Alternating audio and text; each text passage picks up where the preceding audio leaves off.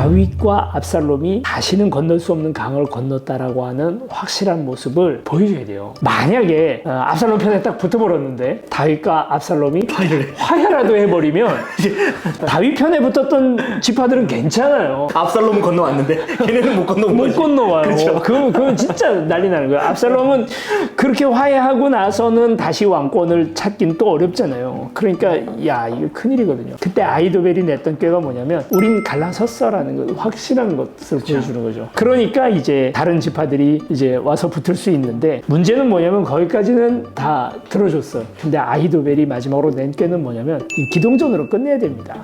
빨리 끝내지 못하고 다윗이 돌아가서 자기 기반을 다시 모아가지고 오는 날이면 우린 끝장입니다라는 얘기를 하는 거죠. 근데 압살롬이 여기에서 후세가 하는 이야기를 듣습니다. 사람이 아히도벨 같이 과격한 주장을 자꾸 하는 사람, 저 같은 사람이요. 표현을 잘해야 돼요. 대장 입장에서는 그런 사람들 이야기들을 들어주는데 한계가 사실은 있거든요. 후세는 사실은 다윗이 심어놓은 첩자죠. 다윗하고는 아주 막역한 친구이지만 사실은 주변 사람들은 그렇다고 생각을 안 하는 거예요. 그러니까 후세는 다윗하고 그렇게 친하지는 않았을 거다라고 생각을 하고 사실은 마음을 나누죠. 네. 나중에 보면 요압이 하던 지정난 일들 이런 것들 해결해주는 해결사잖아요. 후세가 그 일을 다 하거든요. 요압도 후세가 죽이고요. 아비아달도 후세가 죽여요. 사람들이 몰랐어. 후세 당신의 의견은 어떻습니까? 군대를 너무 빨리 몰아치우면 안 됩니다. 여기서는 잠시 우리가 숨을 죽이고 전열을 재정비해가지고 다시 가야 됩니다. 6.25 전쟁 때 서울에서 3일간 김일성이 내려와가지고 서울 점령하고는 거기서 만약에 지체하지 않았으면 아마 낙동강 전선도 보장 못했을 거예요. 왜 거기서 3일을 머물렀을까? 지금도 희대이의 미스터리 중에 하나거든요. 똑같은 일이 그때도 벌어진 거죠. 그 틈을 파고들고 이제 다윗이 다시 재미난 게 뭔지 아세요? 다윗을 끝까지 추종하고 따라갔던 사람들이 누구냐? 블레셋 용병들입니다.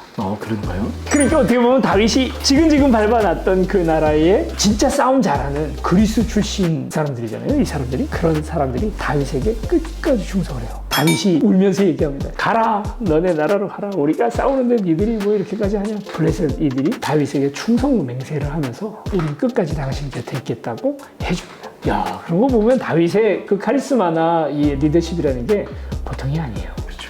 결국은 세력들을 다시 모으죠. 어떤 면에서는 아마 다윗이 했던 것 중에 하나, 가장 중요했던 일들이 그 12지파 하나하나들을 외교적으로 우리 편이 안 될 거면 중립을 만들든지 아니면 내 편으로 끌어들이든지 가장 중요한 사람 중에 하나가 베냐민 지파 시므이잖아요. 그렇죠. 시므이가 막 오면서 욕을 해댑니다. 야, 꼴 좋다. 베냐민 지파의 한 부족의 리더였어요. 다윗이 함부로 또 할 수 그렇죠. 있는 쪽이 아니에요. 그 왕일 때는 숨죽여 있다가 왕에서 쫓겨나서 도망가는 걸 보더니 와가지고 꼴 좋다 막 하고 있으니까 사실 시므이도 참 생각 없는 인간이다 이렇게도 얘기할 수 있겠지만 다윗의 부하들이 얘기하는 거 가서 죽여버릴까요?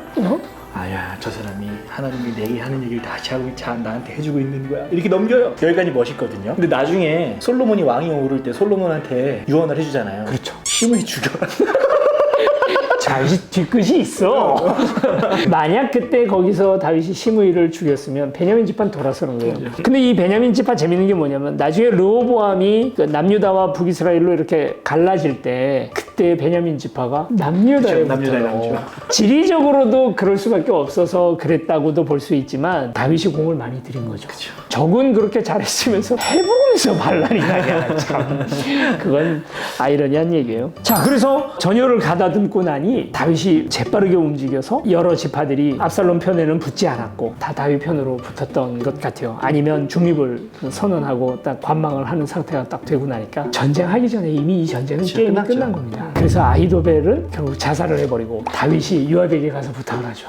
압살롬 죽이지 마. 죽이지 말라는 얘기를 할 때 이미 이 전쟁 그렇게 끝날지 알고 있었던 거예요. 결국엔 요압이 죽이죠, 압살롬을.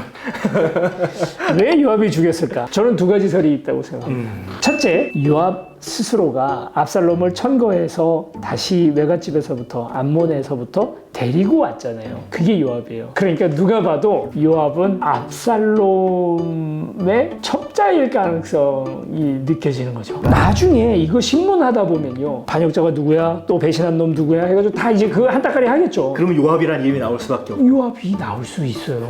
그래서 요압이 처리한 거다. 그렇죠.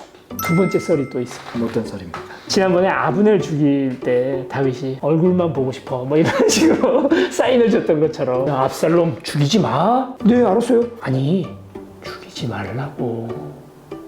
뭐야?